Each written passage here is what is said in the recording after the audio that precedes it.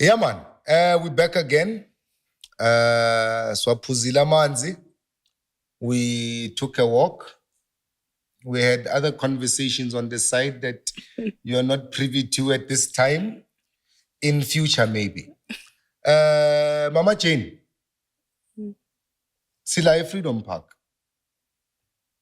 Yes. And I said, when we come back, you are going to tell me exactly why you kidnapped our spirits. And you put them there in that place. Isivivane. What is Isivivane? First of all. You know, I'll take you back. There is an age-old African tradition where if a traveler was taking a journey and you were passing a village, but you were maybe rushing, you did not have time to get in and greet the people. At the entrance of the village, you will pick up a stone. You'll breathe or spit on it and put it. And as each traveler do the same, they will develop a heap of stones. The symbolism of those stones, it shows unity of purpose, respect, acknowledgement, and being one with the community. The act of breathing or spitting on the stone means you're living part of you, my essence, as a sign of being one with the community. So then that, as we do that, the heap of stones will emerge, and that will be a symbol for the community that there are other people, they are one with us, we are united. So we adopted that concept of Isivivane. So the heap of stone becomes Isivivane. Many languages call it differently. I was about to interrupt and say, as you're talking about it, I'm hearing a word. I don't know what it means, but I'm hearing the words. Mabzwe, adzimu. What does that mean? It's almost Shona for stones. Mabzwe, it's stones in Shona.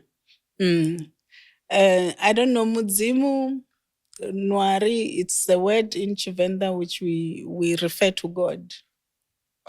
Yes. So these stones could also have that significance. They could have that significance. God acknowledged that I passed here. Wow, yes. That's beautiful. So we adopted that concept to conceptualize Isivivane here at Freedom Park.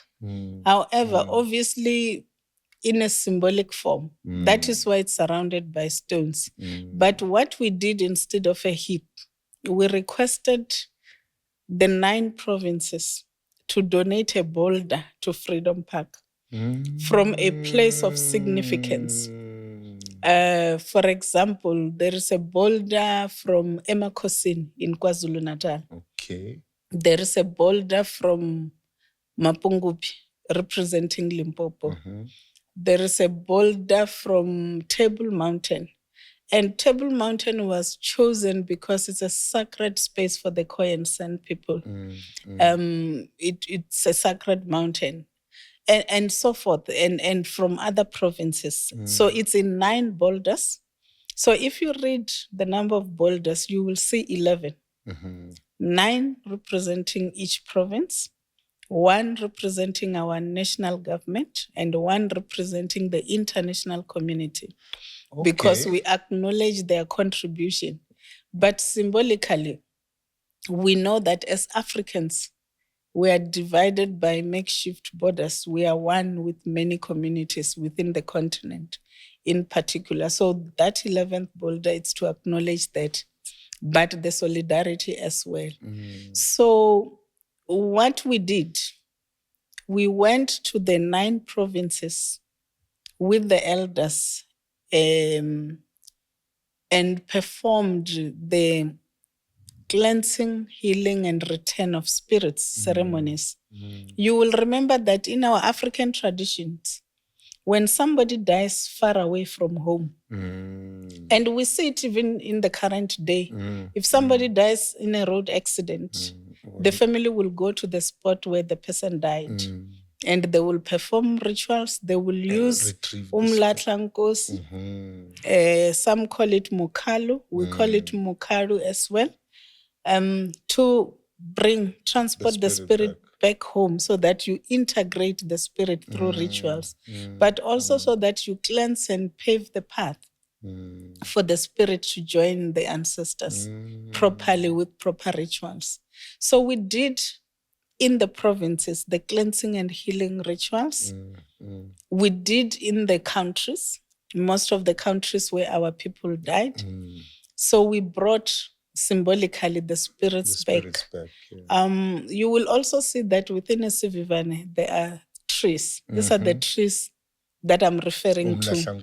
And they were donated by the provinces as well. Okay. So the provinces donated a tree and a boulder.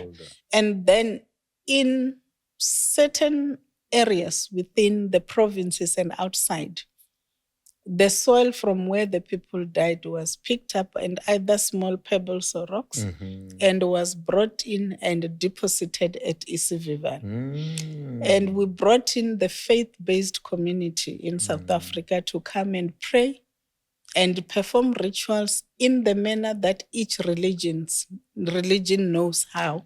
How did the Christians take it? To imbue. Interestingly, they accepted it, they understood it. Obviously, you must know there are different categories of the Christian faith. But the general churches understood. And some even come and did their own church rituals. And the interesting part is that the symbolism of some of the items used for rituals are the same. Some may be using umqombothi, but others are using Western liquor. Yeah. The symbol of light, candle and incense, they all use incense. Even the churches use incense and light. So it was interesting and very educational to learn that most of the symbols are the same. They may be expressed different. All the symbols are the same. They may be expressed different, but now that is just personal politics. Yes. Freedom Park, the shrine of African unity. 9 provinces donated 9 boulders and 9 trees and 9 pebbles and 9, do you say pieces of soil? Yeah. But whatever that was collected, it all came into this one center. Yes. Lisaka, we call it Lisaka, the center of... Yes. Lekgotleng, Lesakeng. Hi, wele Lesakeng here. What is the religion of South Africa? Well, let's not break it down into pieces. What the religion's in. What is the religion of South Africa? South Africa, it's considered a secular state. It acknowledges and respects the diversity of the faith. But I hear the political correctness. I hear the political correctness of it. Isivivan, United Christians, Rastafarians, Hindus, Jews, traditional healers, the faith-based community. Yes. And they all came here and participated. Yes. Is it a holistic participation in terms of we are all acknowledging that we are South Africans? Let's put our religions aside. What is the religion of South Africa? I don't know. I don't think it's putting our religions aside, because what happens at Isivivan, which actually happened yesterday, because we had prayers and rituals at Isivivan. Each religion, and they come after one another, each religion performs their own rituals. Okay. I would say almost in full, because it's not simulation. It's the actual performance of the rituals, meaningfully and deep. So each religion is given a space to do that. So Isivivan is conceptualized in a very... to accommodate all faith-based. We do have, of course, guidelines and rules. For example, when you enter Isivivan, you must take off your shoes. While we know that in other religions, they take off their shoes, but the act of taking off the shoes for Isivivane, it's a sign of respect, not necessarily affiliated to a particular religion. So it's a guide. When you enter Isivivane, you take off your shoes. However, if you're not comfortable with taking off your shoes, there is a space where you can still do what you want to do without taking off your shoes. So there is a secluded space for that, where you can stand, still partake to what is happening, but without necessarily going in.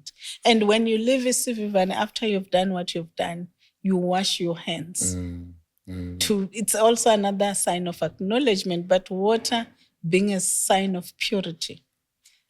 So that is what Isivivane all about. So we were trying to fulfill the tradition. We were aware that these people were killed. Some were not properly buried. Without the rites of burial, according to their tradition. So the cleansing and healing and the creation of Isivivane was to fulfill that, hence making it a national shrine. But I think for us, it's also an acknowledgement, translation of an individual pain into a national shared pain and a move towards healing collectively. Because through Isivivane, you realize that it's not one person who lost a loved one. It is a nation that was in mourning. In all these provinces, in all these other countries represented. Yes. And we must also remember that the nationals of those countries died for our freedom as well. They became casualties, either in active battle or as casualties. As casualties of war. Yes. Our war. Our war, yes. So we also acknowledge that. Hey, Isivivane.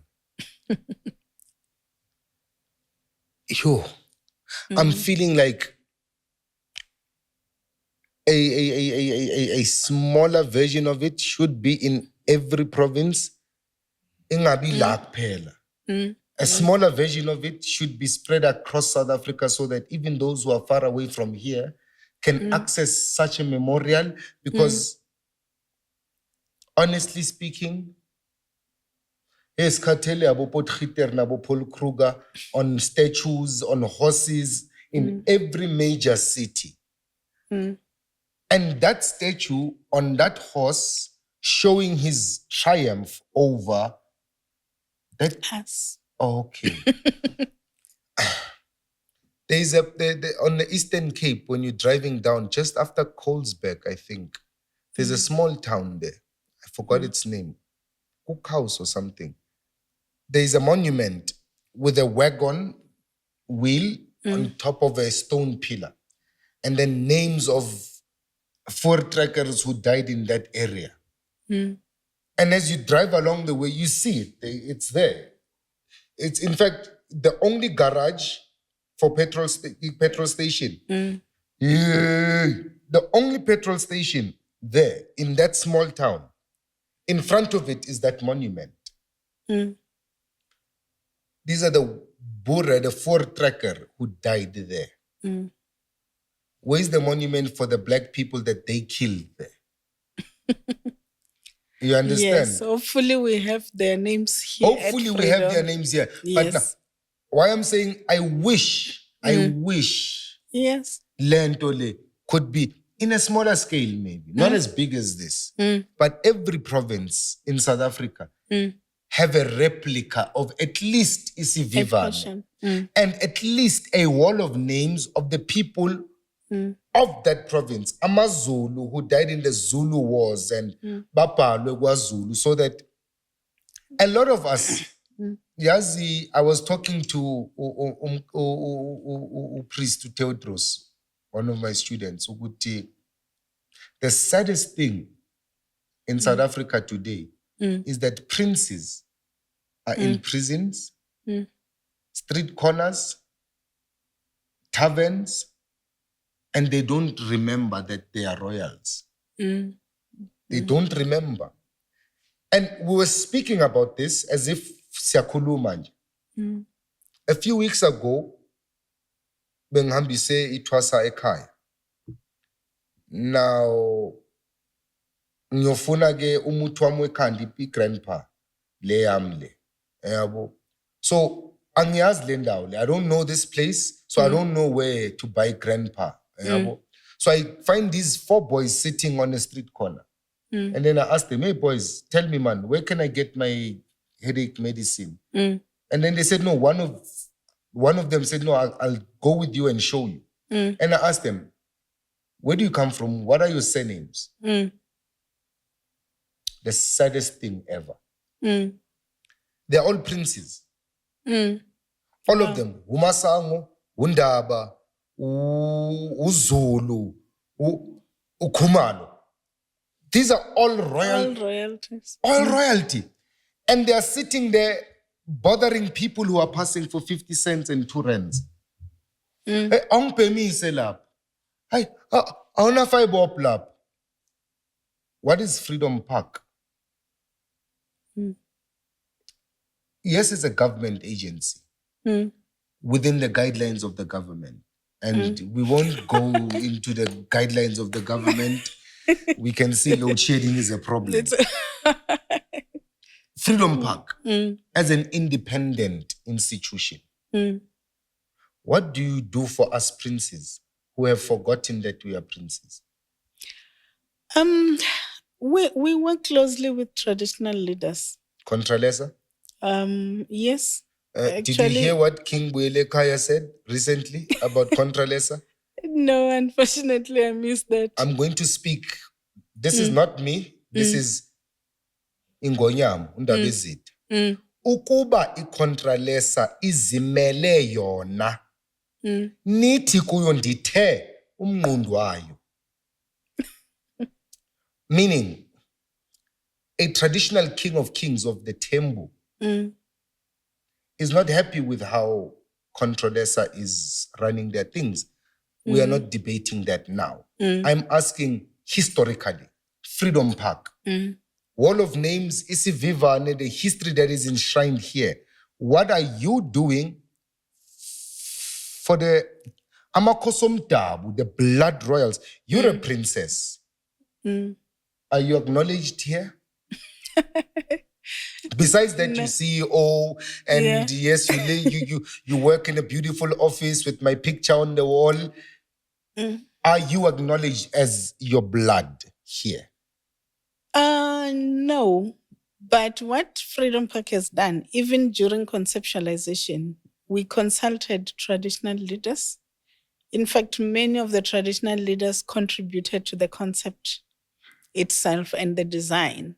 That is why we even have our holding room called Mishate up there. And currently, in June, we'll be completing one of the permanent exhibitions in the Gallery of Leaders.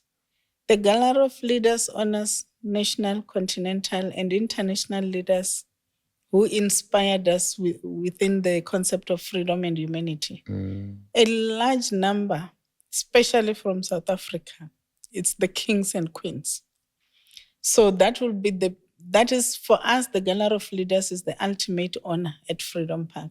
So we have put our kings and queens in that pedestal. But if you go to the wall, we have acknowledged their names, the traditional leaders. I don't think it's all inclusive. A lot of work still needs to be done. And it's one thing that we will be doing. Recently, we are working with the Bahamampuru Haskukune. Okay. We are working with Amapondo. We are working with Amapondo Mise. We are also working with, I think from Northwest as well. We had 2 traditional leaders, communities that we're working with, which we have also honored because they contributed in the liberation struggle.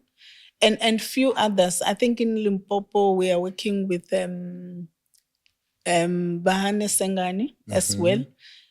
It's a work in progress. We have worked with others, Bohoshi Pilane, the late Hoshim Zimela in the past, and so forth. So we have always, because we know we can't be a heritage site, because Without our them, kings and queens and traditional leaders are the custodians of our heritage and culture. Exactly. So we acknowledge that, and they've played a pivotal role in what Freedom Park is. I think the challenge is keeping active engagement and reaching the full reach of our nation. We have, somebody was just telling me, we have over 980, I think, traditional leaders in South Africa. I was not aware. I was just engaging with somebody on another matter. There is an initiative on traditional leadership. So we're trying to do research where there's senior traditional leaders. I think we've got 14 kings and queens. And then besides, below that, we have the chiefs and so forth. So it's a wider reach. We probably will not be able to reach everybody, but we're trying to make sure that each time in our engagements we work. We also worked with Amaqesibe. Yes, so we are, it's work in progress, but that is most of the outreach work that we are doing now. It's visiting and engaging Amakosi and also trying to help them to preserve their histories. So this is what we are doing. It's a small drop in the ocean. I think as Freedom Park alone, we may not be able to cover. So I think a partnership and collaboration can go a long way. But it is also said that our traditional leaders are negated and lowly rated, but international. I don't know if you saw the delegations of and the delegations of the kings and queens from all over the world. But I don't know if you saw the traditional rituals being performed there in the coronation, even last year during the funeral of the queen. But we are quick to negate our rituals and traditions. So if we look into the West are steeped in their traditions, and that is why they're developed. So I think we need to change our mindset as Africans to say the key, the secret to a developed Africa is going back to who we are. CEO, Freedom Park, I'm going to put you on the spot now. We saw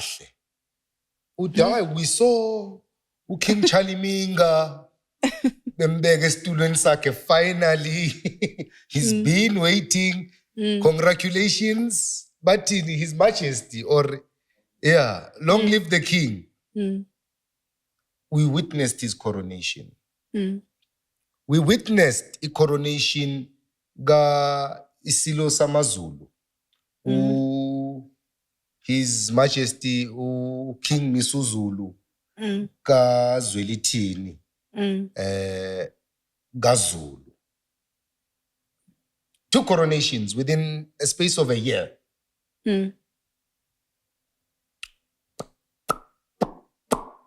One coronation was traditional,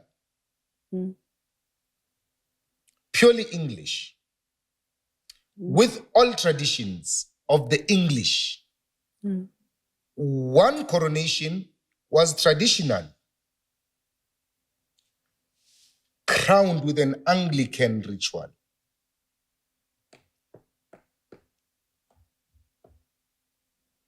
Asiyeke leyo.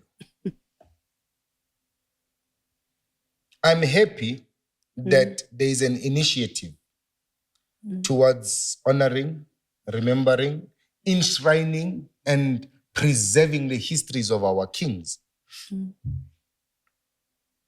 as Freedom Park. I'm happy that you are saying it is your responsibility, but you can't do it alone. Partnership, collaboration, there has to be umuntu ngabantu. I'm happy.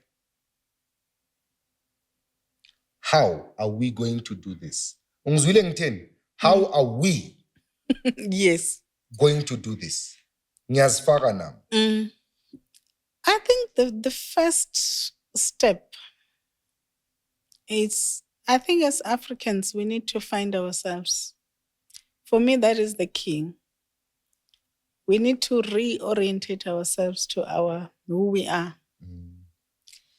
It seems, I will say it seems, even within our own communities or our traditional leadership systems, we have lost some of our practices. And we will not blame the families or the traditional leaders, because there was a deliberate effort, manipulation to make us forget. And certain things were stolen and taken away from us. So obviously we're trying to search, and probably searching more from our minds than from the practices and the rituals, because a lot of them we could not practice. I love that. We are searching more from our minds. Yes. We're trying to recollect. Communities that still have the elders are fortunate, and I think they must cherish that and try to learn as much as possible and record and document. We here at Freedom Park, we have a dialogue program where we engage with dialogue with our organic intellectuals and even the veterans. One of the challenges we're facing is the realization that because we're relying on memory. Memories are fragile. When people die, we lose a lot. Ubaba Credo Mutwa died. I believe there is a lot we could still have learned. Luckily, he wrote some of the issues. He was interviewed. But how many Credo Mutwas are there whom we are not doing anything to record? And how many of us as African families can narrate our family tree 4 generations back? The other communities can do. That is why they're stronger always, because they are grounded. So we have a lot of work to do, but it's personal, collective, and individual responsibilities. Within our families, let's take the responsibility. Personal, collective, as well as individual. Yes. And I love the fact that you use individual and personal separately. I love that. Because no, personal, it's and then I am an individual. No. But the person cannot exist without the collective. Yes. And therefore, without the collective, you can never dream to become an individual. Yes. I love how you put it. And if Freedom Park, as you say, has committed itself, but I personally, I'm slow of learning. I'm not metric. I'm what you call an organic intellectual. I'd like to hear you say you are committed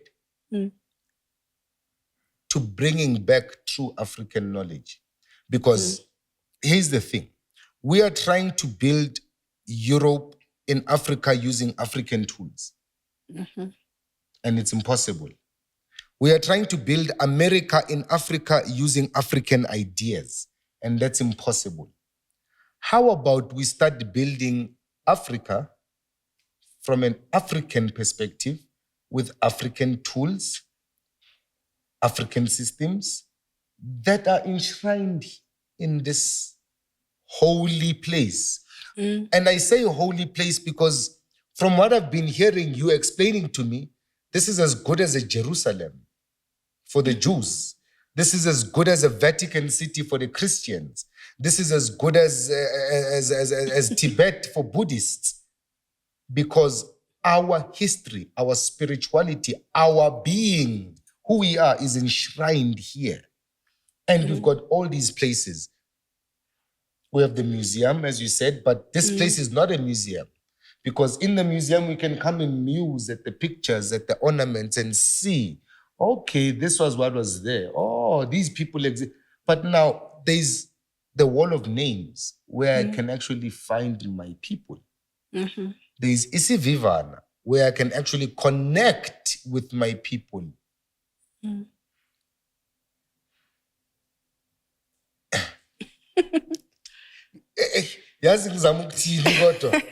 This shouldn't be a necklace around our necks. It shouldn't be an ornament on your dining room table. This place should be, in fact,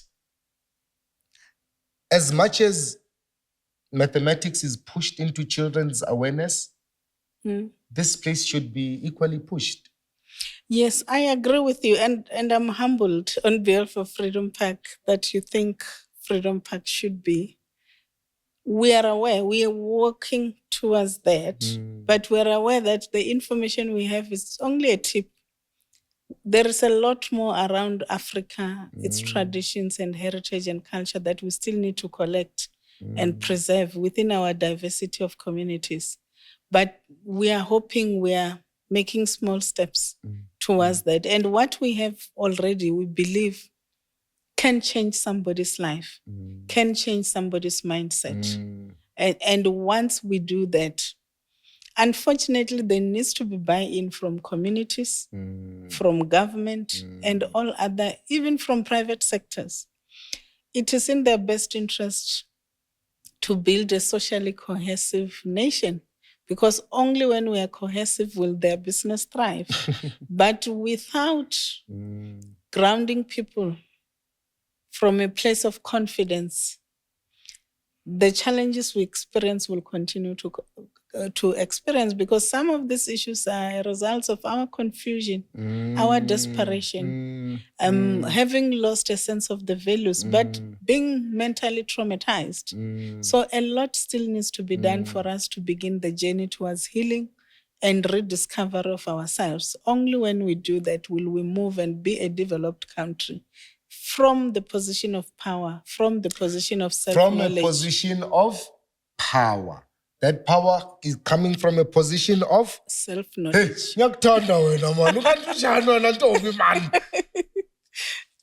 Here's the problem. A lot of things we're doing from a position of weakness. I lack this. I don't have this. No, they oppressed this. No, apartheid did this. No, this. And we don't recognize our position of power because we lack self-knowledge. Dom, Mina, now we are neighbors. I'm just down here. I won't say my address because I don't want people to come flocking to my house.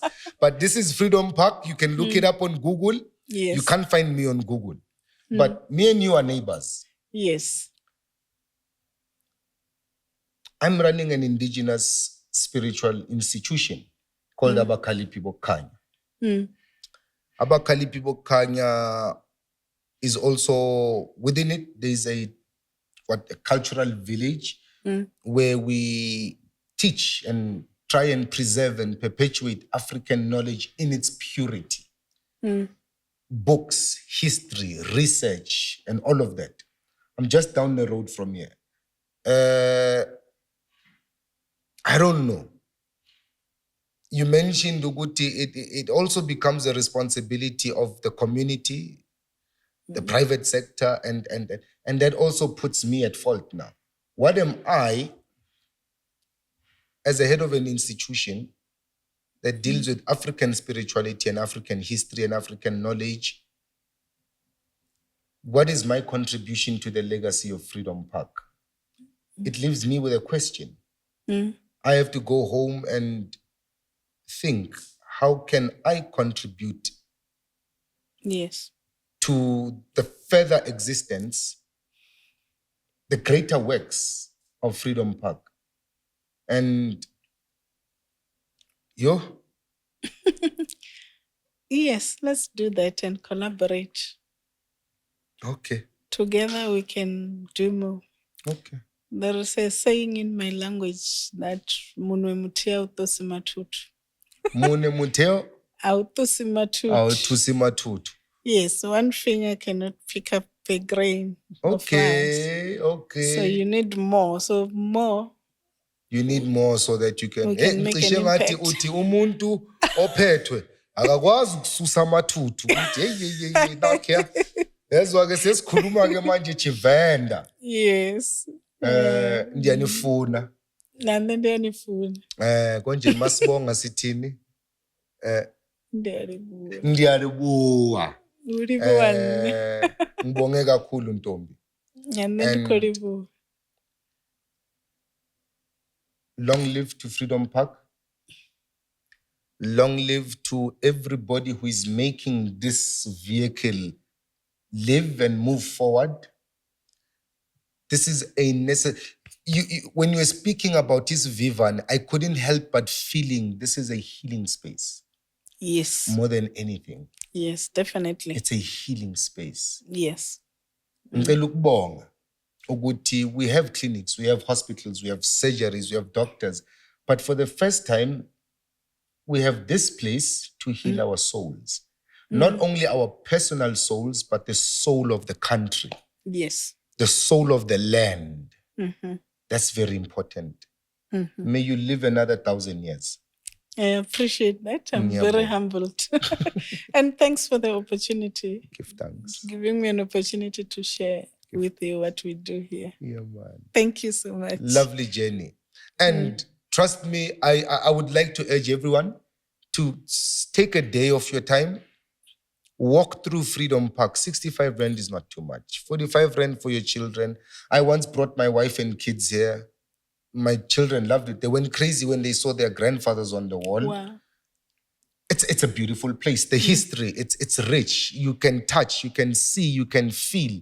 It's all what you said it is. And if I had not had an experience of it, I would say, you're selling a cheap product, too expensive. But trust me, it's worth it.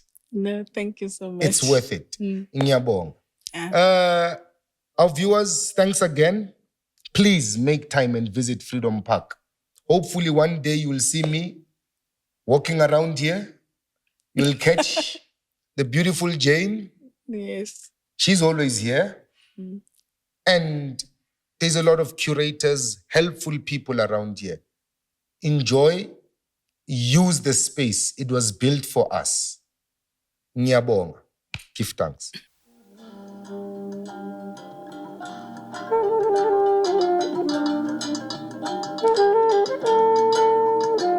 Surround sound of urbanized ground.